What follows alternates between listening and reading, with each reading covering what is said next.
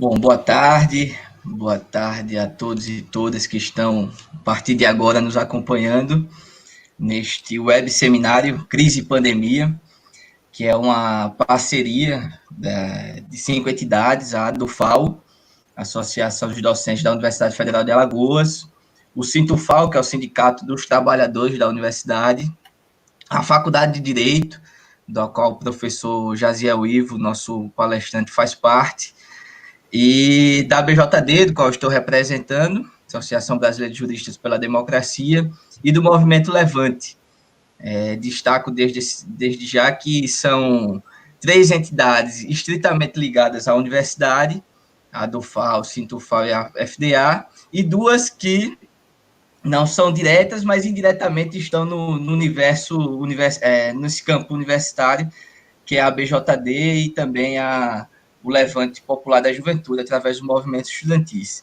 Bom, vamos dar início à terceira mesa, que vai tratar sobre o tema precarização dos direitos trabalhistas, neste cenário de crise e pandemia, né? Então, vamos ter o primeiro palestrante, o nosso querido professor José Geraldo, já foi ex-reitor da Universidade de Brasília, professor titular da universidade, e atua na Faculdade de Direito e no Centro de Estudos Avançados Multidisciplinares, um baluarte do direito achado na rua. Quem teve a oportunidade de conhecer um pouco sabe a importância do professor Geraldo, José Geraldo. E o segundo palestrante, nosso querido professor Jaziel Ivo, da Faculdade de Direito aqui de Alagoas, doutorando em Direito e também juiz de trabalho. Então, só para situar um pouquinho esse debate, que nós estamos vivendo no tempo em que a agenda neoliberal está aí imposta na nossa política, principalmente a partir de 2015, então, uma lógica de flexibilização das leis trabalhistas, uma lógica de rupturas, que nós estamos habituados, infelizmente, a conviver nesses últimos tempos, e é justamente nesse período de crise que surgem as questões envolvendo as rupturas de garantias constitucionais e aquela agenda que nós já conhecemos, de um Estado mínimo, de problemas cruciais, e o âmbito trabalhista vem envolvendo nisso aí desde a reforma trabalhista, que vem com essa lógica de mudanças, com esse discurso, e enfrentando um momento extremamente difícil com a pandemia, que não bastasse a pandemia, nós já, anteriormente a isso, já vimos de um período de crise, muito embora seja fatores já discutidos, já apresentados em razão dessa agenda e até dessa razão neoliberal, como o Rubens Casara trabalha em seus estudos, apesar do âmbito processual penal, mas que também se encaixa perfeitamente neste cenário. Então, desde já, eu já quero apresentar, após apresentar os professores, só a título de protocolo, eu sou estudante de Direito da UNIT, Universidade Tiradentes aqui de Maceió, e membro do grupo de estudos constitucionais da OAB e também representante da BJD. Faço só uma ressalva que a BJD é uma associação que engloba diversos atores do sistema de justiça, por isso que eu, enquanto estudante, estagiário, estou aqui presente, representando essa entidade. Então, desde já, eu passo a palavra para o professor José Geraldo para ele iniciar suas considerações a respeito do tema. Muito obrigado, Arthur Lira, que nos coordena e nos modera, apesar de que aparentemente somos todos moderados, né? Mas, somos do direito, né? Então, por raiz, temos uma expressão moderada. Mas queria cumprimentá-lo nessa condição de mediador e, ao fazê-lo, estender os cumprimentos a todas as entidades e coletivos que promovem esse webinário, né? E as instituições, e também aos que nos acompanham por remotamente, né? pelo acompanhamento virtual. Né? E queria também cumprimentar o professor Jaziel Ivo,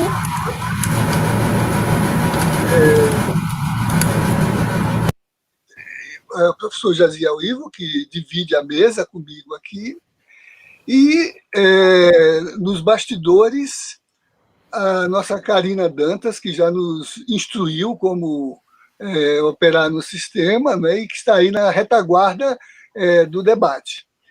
Bem, eu queria dizer da importância de colocar esse tema, né? Crise e pandemia. Como o Arthur já antecipou, a crise não se instala com a pandemia. A crise fica com a ferida exposta por ela, né? A vulnerabilidade, a precarização que se revelam em todos os modos, no Brasil, de forma cruenta, dramática, mórbida, né, escatológica.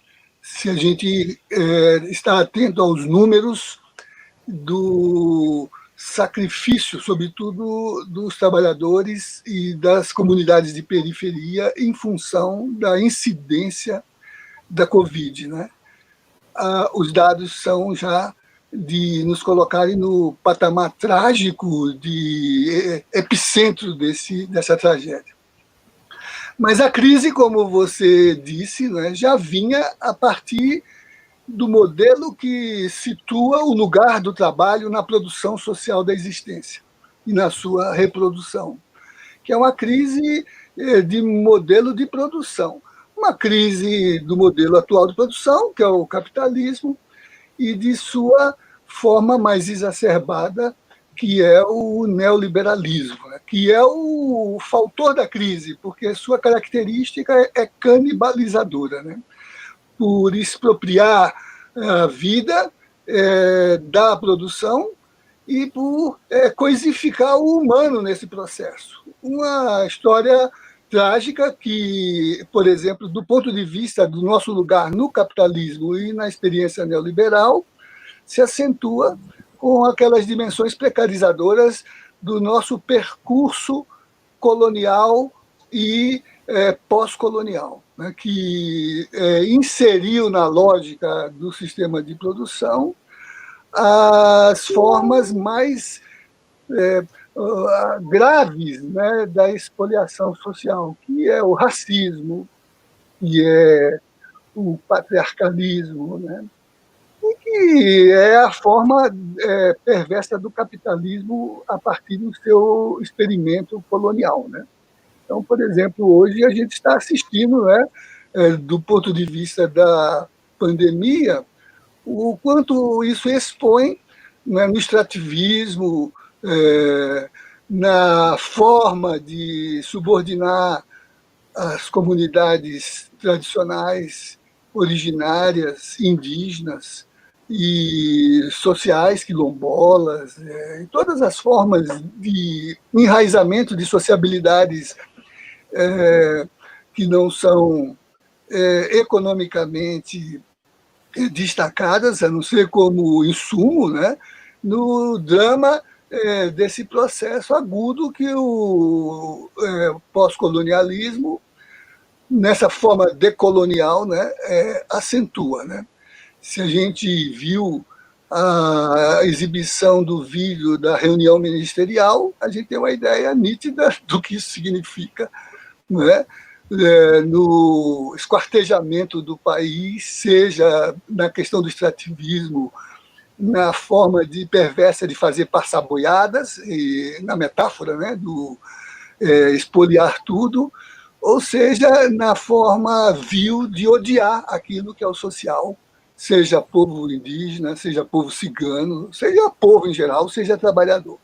Então, eu acho que esse aspecto nós não vamos poder discutir aqui, o tempo é curto, mas só para não focalizar no sentido de imaginar que, vencida a questão da pandemia, a gente restaura o normal. Não há normal possível num contexto em que o elemento crise é crise de modo de produção, é crise da forma de constituir o social, de reconhecer o protagonismo dos sujeitos que produzem a existência social e como elas se reproduzem, né?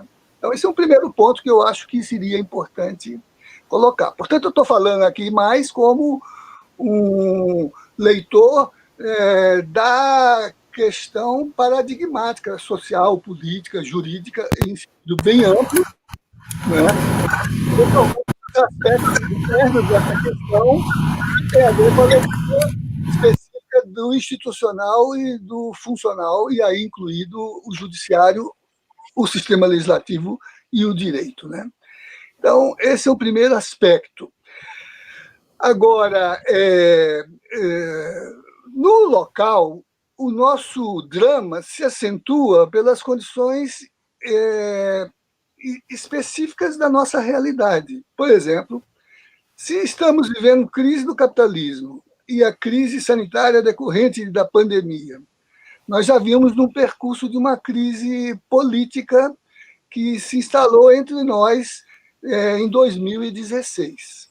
Muitos analistas, eu entre eles, sempre trabalhamos a leitura de que vivemos ali uma condição política de golpe de Estado.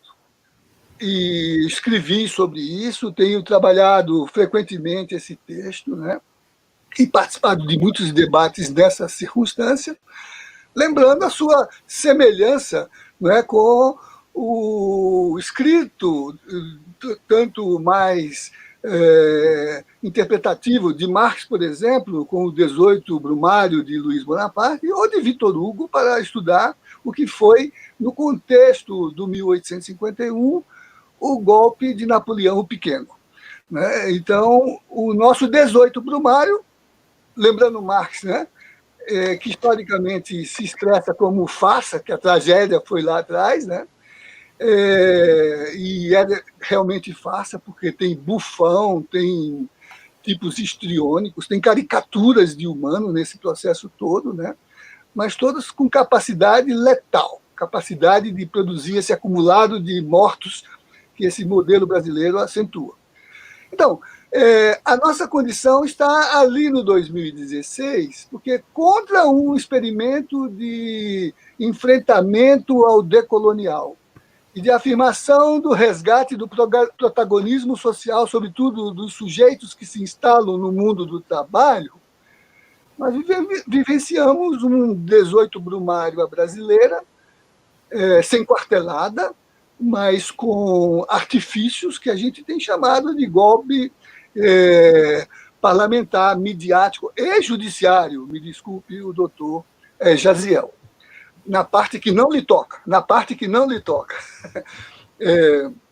Então, de tal modo que se pode dizer, entre nós, né, que esse processo representou, enquanto função de golpe, uma desconstitucionalização do país, uma desdemocratização da sociedade e uma forma de retrair o direito da sua função de configurar a emancipação social para torná-lo, enquanto estratégia jurídica, o instrumento de efetivação do processo de destituição de uma presidência legítima e de freio ao tremendo movimento social que havia inscrito na Constituição a realidade do direito como emancipação. Por isso que a Constituição insere lá no artigo 5º aquele rol de direitos que os conservadores chamam de um excesso normativo,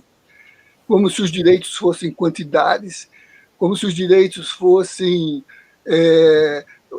artefatos normativos que se colocassem numa prateleira de um almoxarifado normativo, como se os direitos não fossem relações, como se eles não fossem a síntese das tensões emancipatórias que, no processo civilizatório, representam os estágios emancipados de enunciação, dizia Roberto Lira Filho, para fundar o direito achado na rua, dos princípios de uma legítima organização social da liberdade.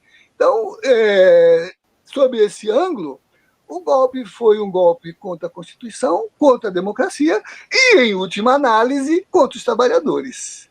Não por acaso, consumado a primeira fase do golpe, estamos ainda em desdobramentos de suas etapas, as primeiras grandes medidas atingiram exatamente o centro onde se dá a condição de existência digna, de condição decente, para usar as categorias que a civilização construiu na modernidade, desde a Rero Novaro, que vai fazer 130 anos, a fundação da OIT, e que se consuma na ideia do trabalho como representação da dignidade da pessoa humana.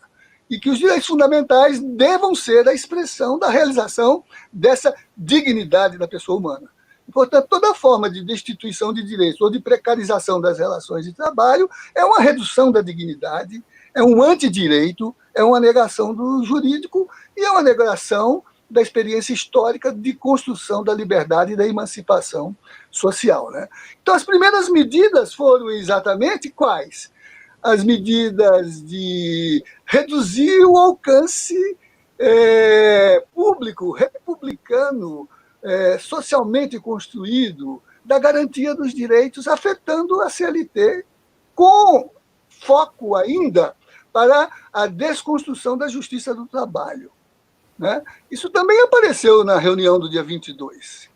Né? Então, a CLT foi afetada em medidas de reforma para subtrair os direitos socialmente, historicamente, civilizatoriamente conquistados pelas formas ativas dos protagonistas do mundo do trabalho. Né? Do ponto de vista da condição da existência, que é a projeção da dignidade a partir do trabalho nas outras formas de vida, de vizinhança familiar, doméstica, etc., a emenda 95, que retira o Estado como garante, inclusive, das políticas legislativas, das políticas de garantia da sobrevivência no campo da educação, da saúde, da segurança, do orçamento público, preservando o orçamento público para a ganância, para o financiamento da banca, para o processo de acumulação egoísta. Né? Então, eu diria assim que essas ações, que também tocam o campo da previdência social, né? Ouvimos hoje, estarrecidos, a revelação da assessora específica do ministro da Fazenda exultando com a possibilidade do Covid como extermínio dos velhos, para equilibrar a balança de prestação social da Previdência. Né? E vimos, por exemplo, aquilo que representou a tensão para definir esse patamar irrisório de auxílio emergencial, quando no mundo inteiro, mesmo no núcleo duro do sistema capitalista, o sistema público obteve rendas mínimas de subsistência com qualidade de reprodução da vida social nesse período. Né? Então, o tempo está esgotando, Arthur. Eu queria referir a esses aspectos e lembrar que, felizmente, né, essa ferida aguda faz doer e, portanto, nos torna mais sensíveis. Daí que a gente tem condições de enxergar melhor as condições dessa exploração e construir perspectivas utópicas, não no sentido ideal, mas no sentido de um pensamento de transformação, para poder emergir daí, tirando da experiência uma possibilidade de um amanhã que não tolere mais essa precarização. Depois do Fordismo, Taylorismo, Toyotismo, pejotização, agora essa uberização terrível, né, que nos deixa, né, às agruras de uma vida social sem garantia e sem suporte. Depois, dependendo do debate, se tiver tempo, posso voltar ao assunto, mas vi que cumpri o meu tempo, descontados os seus 4 minutos de abertura. Excelente, professor. Muito boa as suas colocações, sempre engrandece bastante esse debate. E, sem perder tempo, já vou passando a palavra para o professor Jaziel Ivo, para ele fazer suas considerações a respeito da precarização dos direitos trabalhistas. Bom, também agradeço inicialmente o convite feito por Betânia Nunes Pereira para participar desse webinário, a do FAO também, que juntamente com o Sinfal, Faculdade de Direito de Alagoas, de onde eu sou professor já há mais de 30 anos, e a Associação Brasileira dos Juristas pela Democracia. É uma honra muito grande estar aqui podendo debater com o professor José Geraldo de Souza Júnior, ele que, como todo mundo sabe, né, foi o grande baluarte, junto com Roberto Lira Filho, do Direito Achado na Rua, os assuntos com o Arthur Lira também, né, com a Karina Dantas também, que está aqui nos bastidores, a quem eu agradeço também. Pois bem, essa crise, como o professor já acentuou, ela começa a se acentuar a partir da deposição da presidente Dilma, né, em agosto de 2016. Assumindo, então, a presidência da República, o Michel Temer, ele começa as reformas trabalhistas, né? E aí nós temos, vou falar nas leis, né? Já que nós temos, então, a primeira delas, né, uma lei muito significativa, que foi a lei do salão de beleza, salão parceiro. Depois vem a lei da terceirização, né, a antiga lei 6.019 de 74. E, por fim, a própria reforma trabalhista, mais densa, da lei 13.467, que também acabou resvalando para o processo do trabalho, e não à toa tem mais de 20 ações diretas de inconstitucionalidade tramitando no Supremo. Somente sobre a contribuição sindical foram 16 ações diretas de inconstitucionalidade, né? Infelizmente, essa parte o Supremo já resolveu, entendendo ser constitucional a facultatividade, né, da contribuição. Bom, tem outras ainda, né? A reforma também alcança direitos elementares, como o acesso à própria justiça, né? Quando ela agrava o custo do processo, ela estabelece dificuldades para que o trabalhador tenha acesso à justiça, né? Mas o que me parece que mais chama a atenção, que é o nosso objeto aqui, é a reforma das relações de trabalho, né? Que vem na sequência essa reforma.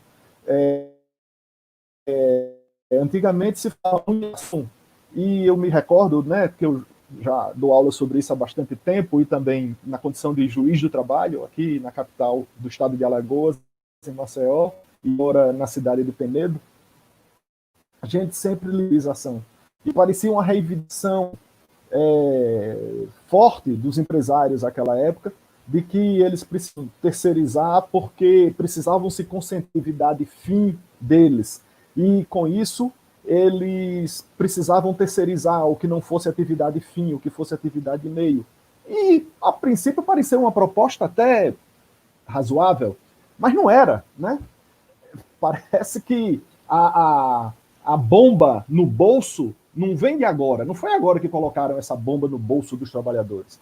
Essa bomba no bolso vem sendo colocada há muito tempo. A terceirização ela é paradigmática justamente porque ela não é mais uma terceirização de atividade meio, ela é uma terceirização ampla e restrita. Ela, como o professor bem lembrou, agora, se a gente teve o Fordismo, o Taylorismo, né, o Toyotismo, hoje nós temos a pejotização, eu iniciaria com a terceirização, né? A massa de trabalhadores do mundo inteiro hoje praticamente é terceirizada. Dificilmente você vai encontrar numa grande indústria trabalhadores que não sejam terceirizados em sua grande maioria. E isso traz justamente a precarização das relações de trabalho, né? Junto com essa terceirização vem todas as outras formas, a parcialidade do trabalho, o trabalho a tempo parcial, essa flexibilização que não né? O trabalho intermitente também, que o trabalhador é chamado apenas para trabalhar naquele determinado momento. E, acima de tudo, que eu acho que é essa a grande transformação que a gente está observando hoje no mundo, não só no Brasil, no mundo, é a uberização do trabalho. Não vai nada de original nesse argumento, mas é que, de fato, o trabalho humano hoje vem sendo uberizado, né? E o professor Ricardo Antunes, ele escreveu um livro recentemente, 2018, ele publicou a primeira edição, está saindo a segunda edição agora, que é o privilégio da servidão, né, que ele trata desse novo proletariado de serviço na era digital, de forma que é isso que nós estamos vendo, né? O trabalhador hoje que encontra um trabalho na plataforma, seja delivery de comida, seja de transporte de passageiros, ele se sente um privilegiado, porque arrumou esse trabalho, e ele não percebe o quanto está alienando o seu trabalho, o quanto está alienando o seu tempo, o quanto está transmitindo para a acumulação do capital aquela parcela da sua vida, né? Que acaba exercendo um trabalho estranhado, né? Um trabalho alienado, que não é exatamente um trabalho que lhe dê liberdade de espírito, que favoreça a sua criatividade, né?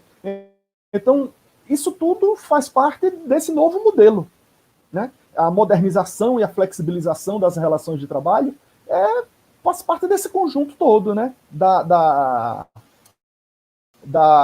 terceirização, da pejotização, né? E com a crise da pandemia, né? Essa crise sanitária que a gente está enfrentando, o Brasil fica numa situação mais frágil ainda, né? Por conta dos números que nós temos. Eu passei aqui meus números antes de começar esse nosso webinário, e nós temos então aqui hoje 13 milhões de desempregados praticamente. Segundo o IBGE, pelo PNAD, são 12,9 milhões de desempregados. Trabalhadores informais são 38,4 milhões de trabalhadores, ou seja, 40 milhões praticamente de trabalhadores informais. E os chamados desalentados, aqueles que perderam o ânimo de procurar o trabalho, são 5 milhões de trabalhadores jogados ao desalento. Então, todas essas formas de flexibilização, rebaixamento da remuneração, essas contratações precárias, atípicas, as alterações também, né, das normas de saúde e segurança do trabalho, a organização sindical que foi estabelecida pela reforma trabalhista, a mudança na negociação coletiva, essa prevalência do negociado sobre o legislado, a própria justiça do trabalho, que é uma ameaça permanente de extinção, né?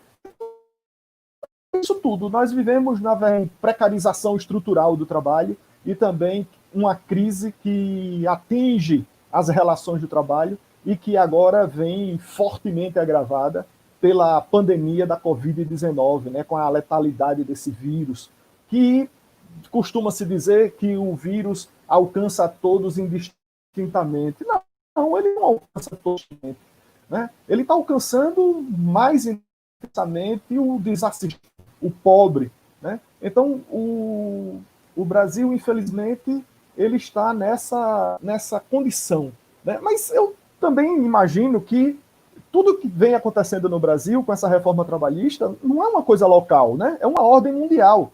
O Macri fez isso, a Argentina fez isso, enfim, todos praticamente, o Macron fez isso, né? O que é que a gente está vivendo? Uma modificação completa nas relações de trabalho, né? Essa necessidade de baratear o trabalho para acumular o lucro das empresas, né? Não me parece que isso mudou, né? Me parece muito atual, é claro isso. E agora, com esse isolamento social, quem é que pode fazer o home office, né? Pouquíssimos podem fazer home office. Eu estou fazendo, né? Mas acredito que muito mais da metade da população não consegue fazer home office. Então, são esses que vão se expor com mais facilidade à letalidade do vírus, né? Então, é um mundo que é muito diferente, vai ficar realmente diferente. Esse ambiente de informalidade no ambiente de trabalho, né, o fim da proteção legal dos direitos dos trabalhadores, esse contrato formal seletista, né, veja como o contrato não tem direito nenhum, que caiu, né, obviamente caiu, mas de qualquer forma foi evidente, né, essa necessidade de fragmentação das relações de trabalho, né, essa fratura na organização dos trabalhadores. Então, isso tudo no Brasil acaba agravando mesmo, né? E hoje o que é que a gente tem para imaginar que é o que está acontecendo. Ou o trabalhador morre por conta do vírus e corre o risco de morrer de fome, né? Tudo bem, acabou de sair o auxílio emergencial de R$ 600, até 2 parcelas, né? E para 2 pessoas de cada família, da 1936, de fato, né? Foi uma forma a esses trabalhadores informais, esses microempreendedores individuais, né? Esses trabalhadores autônomos, né? Que ainda. Então, de fato, isso a medida provisória resolveu. O Estado não servir para isso, para que ele serve, né? Mas estamos mesmo diante de uma situação que, com a crise que vai se agudizar no momento da pós-pandemia, ou que essa pandemia não se torne algo intermitente, né? Que ela passe, né? Mas se ela não passar, nós teremos que encontrar outras formas, né, de conceber o mundo. Então, a redução do salário estabeleceu, as dispensas imotivadas, o que é que a gente tem visto hoje? A demissão em massa de trabalhador sem pagamento de verbas rescisórias, né? Então, acaba que a pandemia reforça, né, todos esses males que já vinham sendo praticados, né? E o que eu fico assim admirado é que comprou essa ideia, né? O trabalhador da Uber, ele acha realmente um privilégio estar trabalhando ali. Ele acha que realmente aquilo foi muito bom para ele, porque ele se sente autônomo, né? Dono do próprio negócio. E ninguém percebe, né, que essas tecnologias chamadas disruptivas, né, elas vêm mesmo para quebrar, né? Elas são destrutivas, né? Não que eu queira bem viver eternamente num mundo que não existe mais, né? É claro que a evolução, né, a vivência social, o cotidiano é muito dinâmico, né? Mas, sem dúvida, me parece que a tecnologia, a internet, sobretudo, compra pela internet, como isso, né, vai precarizando mais ainda as condições de vida do trabalhador no mundo inteiro, né? Veja o exemplo da Amazon, né, onde praticamente tem pouquíssimos empregados, né? Então, é uma situação onde não sabe mais, né, aonde vai chegar, né?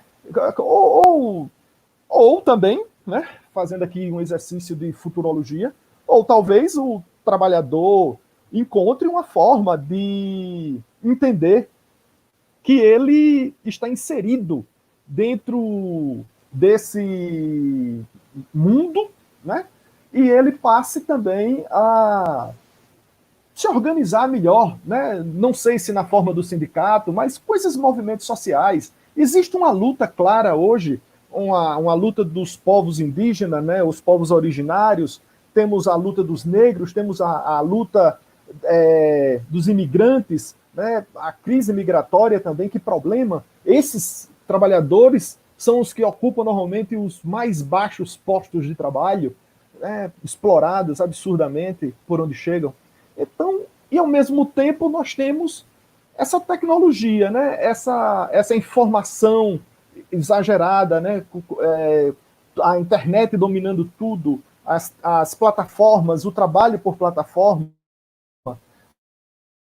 né? Então, isso que nós temos visto, para lembrar uma linha de pesquisa que a gente tem na universidade, que talvez tenha sido iniciada, não é da minha área, mas Rui Mauro tratava sobre a superexploração dos trabalhadores, uma superexploração dos trabalhadores, o desmantelamento dos sindicatos, né? Essa chamada revolução industrial, a indústria 4.0, a internetização das coisas, esse exército de reserva que está aí, né? É como se tivesse nas entrelinhas que essa massa de trabalhador de hoje pode morrer, mas existe uma força de trabalho aí sobejante, que pode depois, né? Então, é tudo isso, né? A inteligência artificial e essa nova escravidão, né? Uma espécie de escravidão digital, né? Então, eu penso dessa forma, que talvez essa crise migratória, né, também com o problema dos refugiados, acentua um tipo de luta, né? E talvez os trabalhadores, sei lá, consigam se identificar com essas outras lutas, né? E estabelecer links, né, com a luta dos índios, a luta dos negros, a luta das mulheres, né? E se não através dos sindicatos, dos partidos políticos, mas pelo menos pelos movimentos, né? É isso mesmo que eu penso, é que a gente tem que reinventar o trabalho, né? É isso que a gente tem que reinventar o trabalho, dar sentido, né, ao trabalho, como o Ricardo Antunes fala, né? Encontrar o sentido do trabalho, encontrar o sentido da vida. Muito obrigado, era isso. Prazer estar aqui. Obrigado, professor Jaziel. Boas colocações que provocou aqui no chat alguns questionamentos que eu vou abrir aqui para ambos os professores falar um pouco sobre. Tem uma pergunta aqui do Alan. Cadê a pergunta do Alan? Que ele diz o seguinte: como as mudanças podem reverberar em algum bem para todos, especialmente para aqueles mais desprezados pela sociedade? Então, eu passo para o professor José Geraldo fazer suas considerações e, posteriormente, o professor Jaziel. Bem, a boa pergunta do Alan. Antes de entrar na discussão, eu queria aproveitar para, estando em Maceió, né, fazer um registro de solidariedade com o nosso querido Marcelo Lavené Machado, que aí em Maceió resiste, luta, como é a história de vida dele, né? Há mais de 50 dias em internação por conta do Covid, né? Então, estamos todos... vou dedicar a minha participação nesse programa ao Marcelo Lavené Machado. Então, eu há pouco tempo fiz uma resenha desse livro recente do Boaventura de Souza Santos, A Cruel Pedagogia do Vírus, né, que, de algum modo, reafirma o que o professor Jaziel salientou, como essa nossa necessidade de reinventar as coisas, né? E bate com o que o Alan coloca, ainda que a Alda Barros tenha mostrado alguma, que ela se manifestou aí no chat, né? Alguma incredulidade sobre se é possível isso nesse sistema. Mas, olha, eu acho assim, uma riqueza freiriana da formação da nossa consciência é que ela passa do nível meramente transitivo, isso que o professor dizia sobre os uberizados, né, não se dão conta do que isso implica em alienação, né, para um nível reflexivo, no qual a gente torna a consciência um agente de impulso transformador da realidade. Eu imagino que isso possa acontecer. E a consciência possível, que não é igual à consciência real, quer dizer, porque a consciência possível é incrementada por esse campo reflexivo que nos faz discernir e perceber o que parece ser invisível no real, né? Vai nos ajudar a essa condição de reinvenção. Por exemplo, a consciência possível está alimentada por todo um percurso, mesmo entre nós, com tantas desigualdades, de um experimento democrático sem precedentes. Por isso que a principal motivação do golpe foi contra a Constituição, e continua sendo. Ela que permanece ameaçada e ela que é, a cada dia, assaltada, às vezes pela borda, às vezes vorazmente na linha de dizer que a Constituição sou eu, né? Quer dizer, que eu me torno visceral à Constituição, né? Por quê? Porque ela traduz tudo isso que o professor Jaziel dizia, que foi um experimento que nós vivenciamos, porque nós a construímos, nós a arrebatamos do seu lugar abstrato no modelo de democracia participativa e tornamos obra nossa na linha da construção de um projeto de sociedade que pudesse representar a dignidade do trabalho e a condição de satisfação da cidadania ativa como o agente protagonista dos processos sociais. Né? Essa consciência possível é reconhecer no SUS, por exemplo, esse colchão de garantia social que salva um pouco a condição de descalabro que a gente está vivenciando, porque gerou um sistema universal de atenção à saúde, único no mundo, gerou um sistema universal de atenção à saúde. Então, eu acho que a pergunta é essa. Por exemplo, eu tenho visto todos os dias, para além daquilo que está por trás da celebração e da função mágica dos agentes políticos, né? Agora militarizados, agentes políticos militarizados, mas todos os dias eu tenho assistido, por exemplo, os indígenas restaurarem a sua autoridade ancestral e definirem a exclusão e o isolamento nos seus territórios autônomos, onde o direito é deles e não nosso, é das tradições e não das regras. Eu tenho visto nas comunidades de periferia, como, por exemplo, agora em Paraisópolis, fora do alcance da ação política, das políticas públicas, a comunidade tomar a si a gestão do território, a gestão da política e de administração dos insumos. Elegeram presidentes de rua ou de becos, construíram estratégias de um sistema de apoio sanitário. E, nesses lugares, a exemplo dos países em que políticas mais solidárias, mais fundadas no social, a boa parte delas de raiz socialista ou fraterna, não nos esqueçamos que a máxima do socialismo, de cada um conforme o seu trabalho, a cada um conforme as suas necessidades, está inscrita nos Atos dos Apóstolos. Então, é uma dimensão do fraterno. Por isso que o Papa hoje fala de uma teologia do teto, da terra e do trabalho. E fala da necessidade de um salário universal.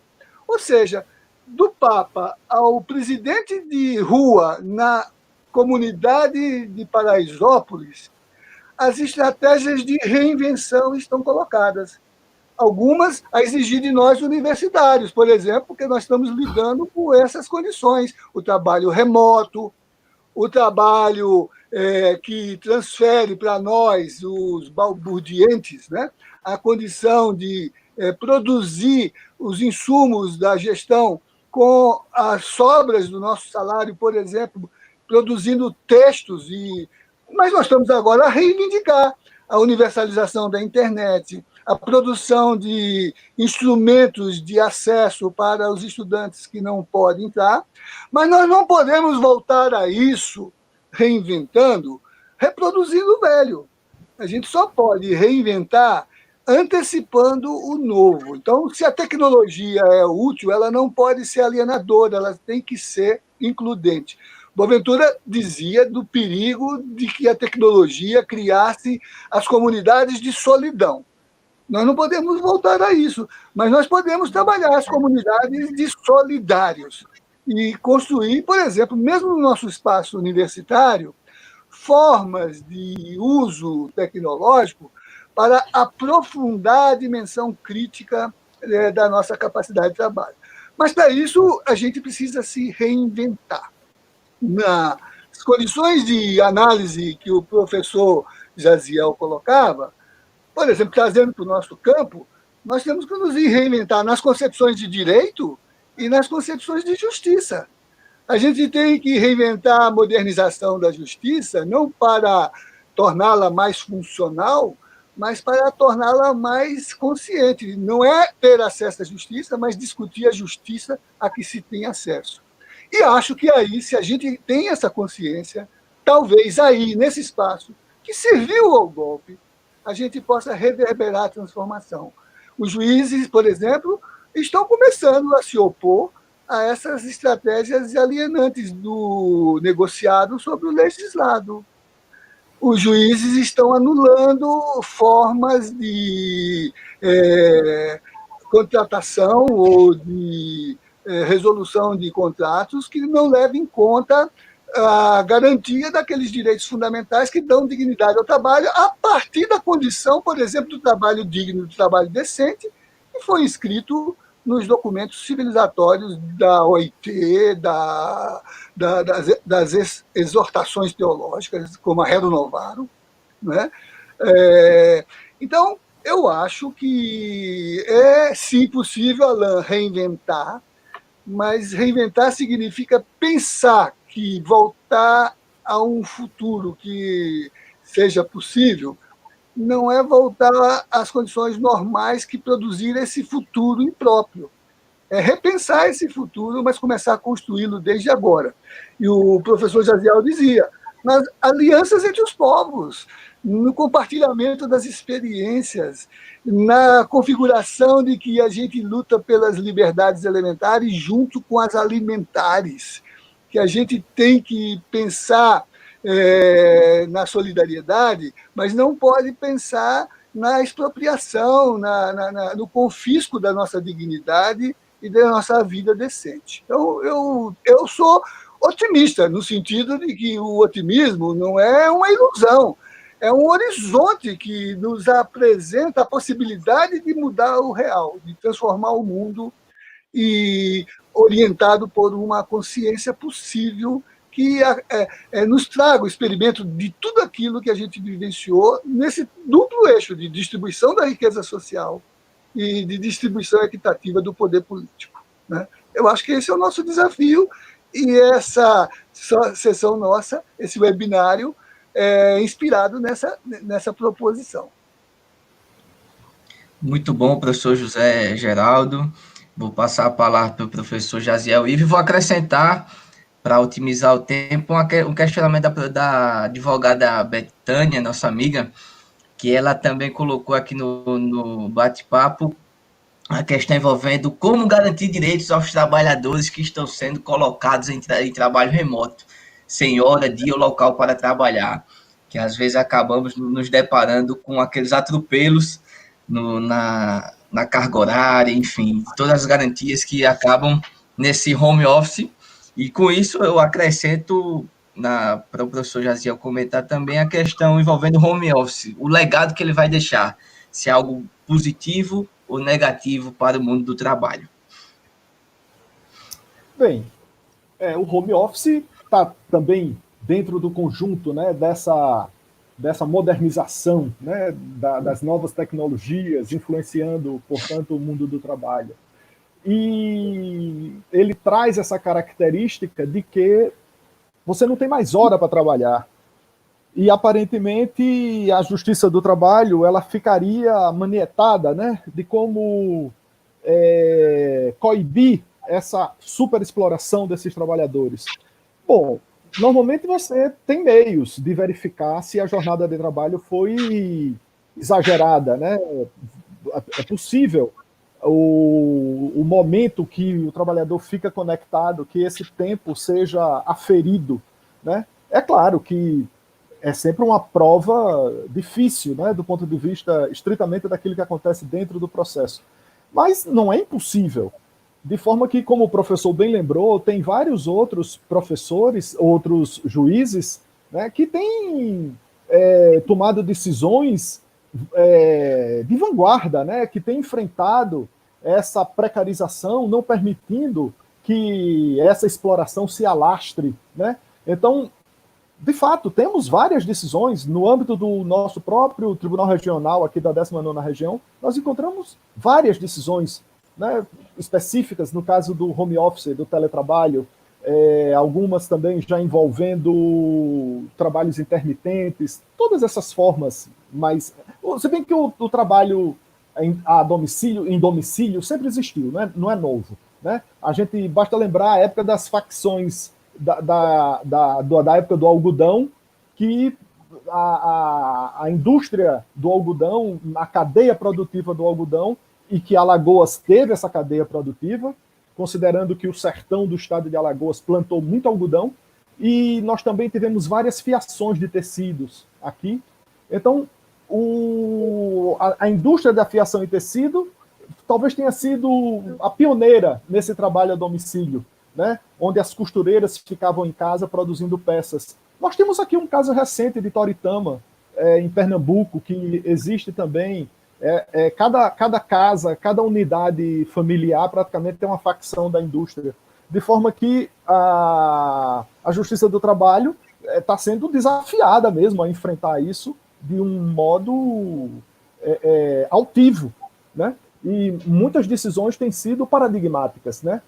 Veja essas decisões recentes envolvendo meio ambiente de trabalho e saúde do trabalhador, num meio ambiente seguro, equilibrado, salubre, né? A própria Justiça do Trabalho chegou a decidir aspectos que envolvem servidores públicos estatutários, o que seria inimaginável, mas aproveitando uma jurisprudência de uma súmula do Supremo Tribunal Federal e dando uma interpretação mais ampliativa, a Justiça do Trabalho tem firmado esse ponto como sendo competente para proteger o meio ambiente de trabalho de todos os trabalhadores de um modo geral.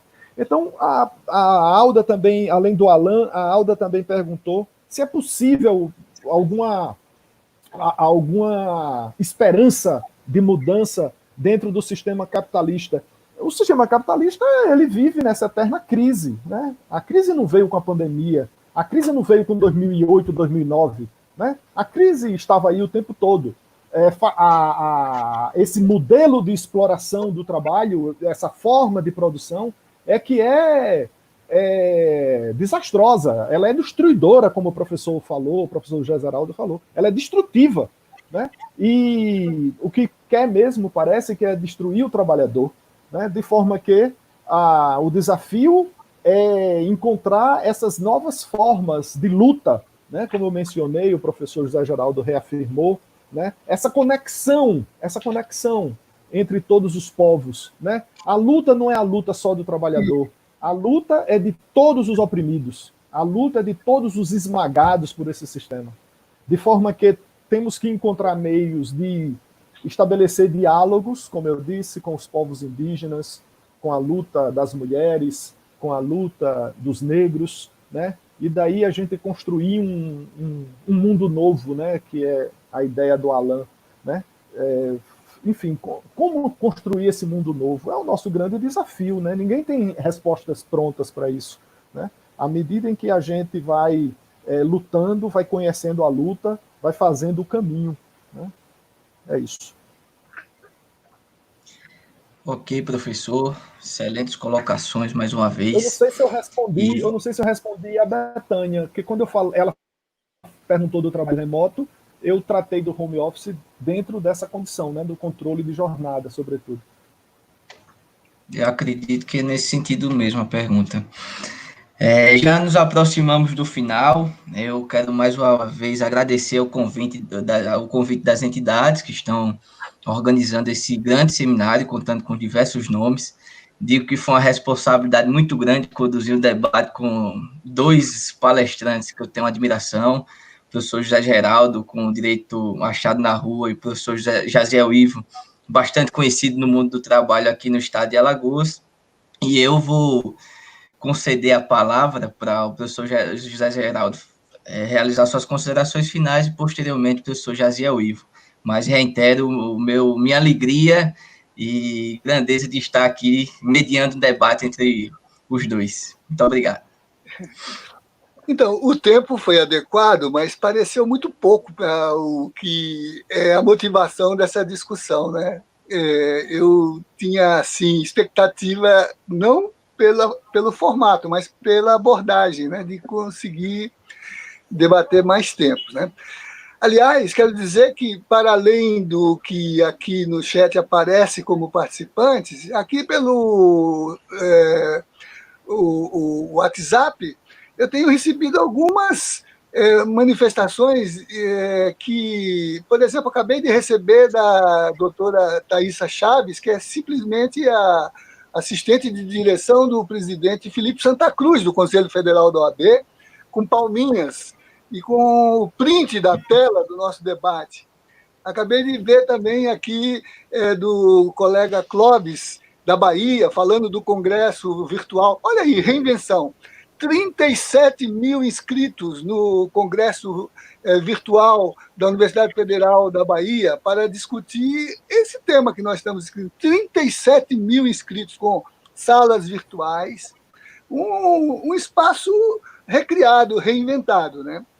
Então, eu também queria pedir por isso, sobretudo para a Karina, para depois disponibilizar o link desse nosso debate para a gente republicá-lo nos blogs. Por exemplo, o blog do Direito Está na Rua tem muitos trabalhos desse tipo, e o que a gente vai dando repercussão a eles, né?